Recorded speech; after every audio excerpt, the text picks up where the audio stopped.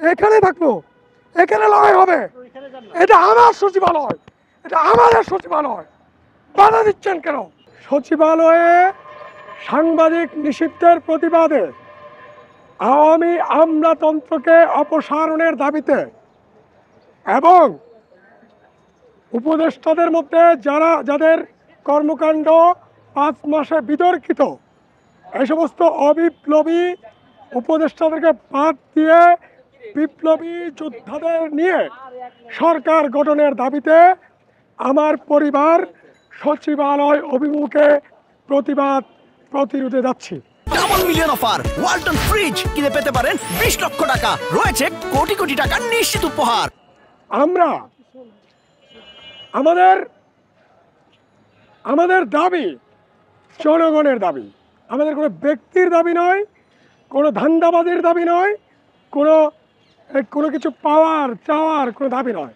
সচিবালয়ের মতো স্পর্শকাতর জায়গায় যেখানে অগ্নিকাণ্ড হয়েছে, সে অগ্নিকাণ্ড ঘটনার রিপোর্ট করবে সাংবাদিকরা। সচিবালয়ে কি হয় না হয় সাংবাদিকরা রিপোর্ট করবে, এটা একদম স্বাভাবিক কিছু। যেখানে স্বৈরাচারের আমলে, খুনি স্বৈরাচারের আমলে যেখানে সাংবাদিকরা সচিবালয়ে কাজ করার সুযোগ পেয়েছেন, সেখানে একটা বিপ্লবী সরকারের নামে অবিপ্লবী সরকার কেন সাংবাদিকদেরকে কণ্ঠ চেপে ধরছে? কেন সচিবালয়ের মতো গুরুত্বপূর্ণ জায়গায় সাংবাদিকরা ঢুকতে পারবে না? সাংবাদিকদেরকে নিষিদ্ধ করা হলো। এর প্রতিবাদ জানাচ্ছি। আমার সন্তান চে গুয়েভারা জুনিয়র ও প্রীতিলতা সুন্দরীর এবং জনগণের পক্ষে আমরা এই প্রতিবাদে সামিল হচ্ছে। কেন সচিবালয়ে আগুন দেওয়া হলো? কারা দিয়েছে? সচিবালয়ে কারা আগুন দিয়েছে?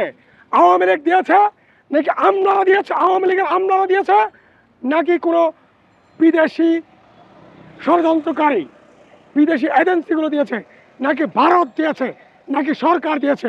আমরা কিচ্ছু জানি না। সাংবাদিকরা সচিবালয়ে ঢুকবে, সাংবাদিকরা সচিবালয়ে থাকবে, সাংবাদিকরা এই ঘটনার উদ্ঘাটন করবে। সাংবাদিকদেরকে কেন নিষিদ্ধ করলেন? এর জবাব ডক্টর ইউনূসকে দিতে হবে। সচিবালয়ে অগ্নিকাণ্ড হয়েছে, অগ্নিকাণ্ড কারা করেছে আমরা জনগণ এখনো জানি না। কেন আমরা জানি না?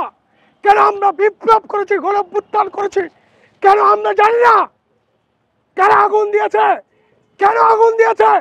কেন সচিবালয়ের মতো স্পর্শকাতর জায়গায়, নিরাপদ জায়গায় কারা আগুন লাগিয়েছে?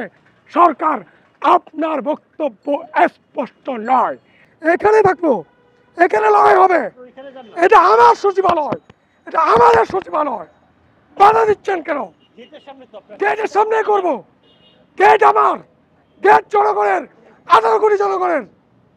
আপনি আমাকে চিনেন? 16 বছর লড়াই করেছি, রক্ত দিয়েছি, জুলুমের শিকার হয়েছি। সাবধান, আমি আবুদয় ভাবিল্লার ওয়ান ইলেভেনের সরকারকে আমরা পতন করেছি। আমার নেতৃত্বে পতন হয়েছে।